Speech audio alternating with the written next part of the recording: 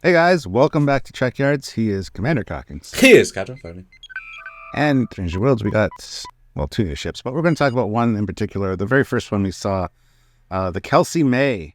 It's a new ship. It's in one shot, never to be seen, mentioned, or discussed again.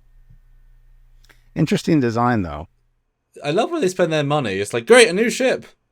It's not going to factor into the plot at all. I'm assuming it'll be in later episodes because it's a real design. It ain't a TOS. It ain't a kit bash. It's a real design. The first real design I've had in quite a while. What do you think? It's a very slender design and single nacelle. That's interesting. Love the lower slung deflector dish as well. I mean, it's an interesting look. Don't know what the purpose of it is. Probably a scout ship or like a fast frigate kind of thing, or a lease ship. But definitely, they're picking up an ambassador. So I mean, hey, maybe that's its purpose. It was neat to see a new ship, though. I did expect to see more shots of it during the course of the episode, but no, sadly, this first establishing shot was very clear and very good, though. So we have that going for us, at least. I like it. It's confusing because it says three things to me. One, hey, look, a strange new world's in a cell. Okay. Two, oh, look, the Wasp / Intrepid from Picard. Or the front 90%, oh, look, the Gemini Traveller from Battlestar Galactica. Every single liner they have is almost the exact same shape. And anything this sleek is entirely not TOS, pre-TOS, TNG. It is a late Voyager era shape. And that, combine the three, it's got to be a civilian. It's got to be something like a passenger transport to be weird, because that is not remotely a TOS sort of curved design.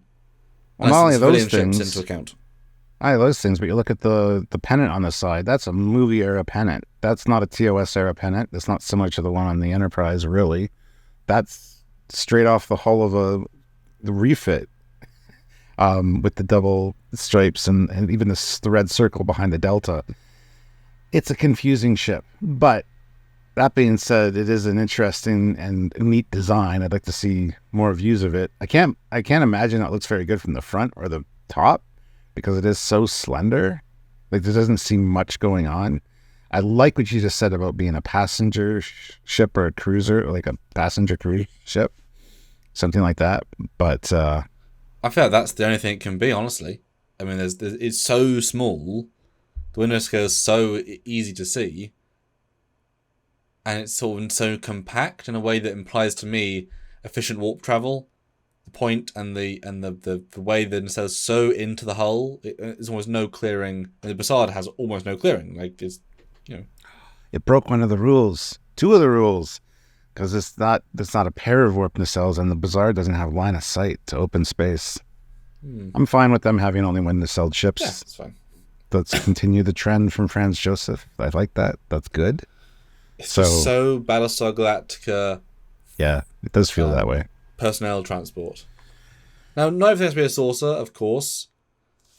That's all fine and dandy. But there's no real anachronistic primary hull. Like I said, there's a passenger liner, then it's just basically a big freight train, right? Yeah, there's not much to go on with what we have here. So I mean, no visible weapons. Yeah, Very dauntless in the front. Yeah, I got Dauntless vibes from some of the shapes. It looks like the front's actually cut off. It's snub nose and there's a little. But I do like the Wasp.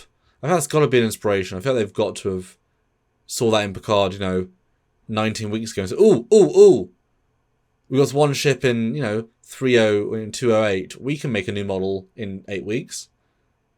Or someone from the Picard showed the Wasp, because that's such a left field design that it feels so intentional here. I feel they must have known. As well. But it is tiny. In a good way, though. And what does Kelcie Mae mean, do you think? Don't know. Looked that up. Couldn't find anything, so. This is one of the producers. Maybe. Or like one of their grandkids or something. It's kind of how these things work sometimes. The only thing extra I can see is that I like the fact that you can see the impulse engine fall off light, so you know where they are, either side of the... Which add a bit of a nice colour pop, which I appreciate. But no, it's tiny, it's neat. I'm sure we'll see it at some other point, like even in season 3 as a background ship around the Yep. Starbase or Used something. everything again so far, so I do not doubt it. And hey, may play an important part in episode 10. Yeah. And it is nicely detailed, I mean, for what it is. Yeah. I mean, there's no real physical detail, but that's not what this show does. But the texture is nice. It looks well conceived where the lines are. There's a certain flow to it that's nice. And it's not overly platey. I know the light isn't hitting it. We're seeing the dark side of the thing, but it looks like a nice, more appropriate level of plate. No, it's good. It's solid. I mean, weird, but solid. Yeah.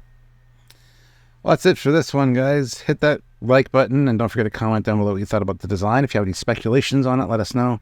And make sure you're subscribed to the channel and hit that notification bell icon so you don't miss any of the content that we do here.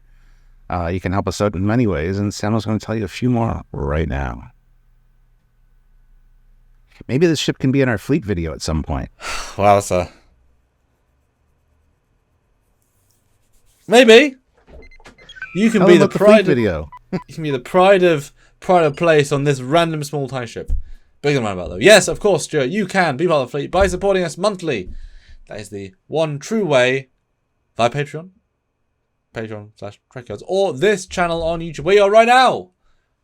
Click the join button, see what it takes. Helps if you can. If you can, please do. If you can't, hey, just keep watching, subscribing, liking, all those fun things. But when we're live, you can come in, say hi, and throw us a super chat. Any amount, any point, for any either spanner in the works of a conversation or genius solution to a question or answer we've had. And you guys really often produce very, very interesting comments. We love it. We thank you in advance. Or buy shirts and such down below. That's right. So until next time, he is Commander Cockings. He is Captain Foley. So I'm still confused about the name, you see. I'm just like, Yeah. Bye, guys. If you guys know the name, comment. Yeah, please do, seriously. Yeah, we'll see you next time. Bye, everybody.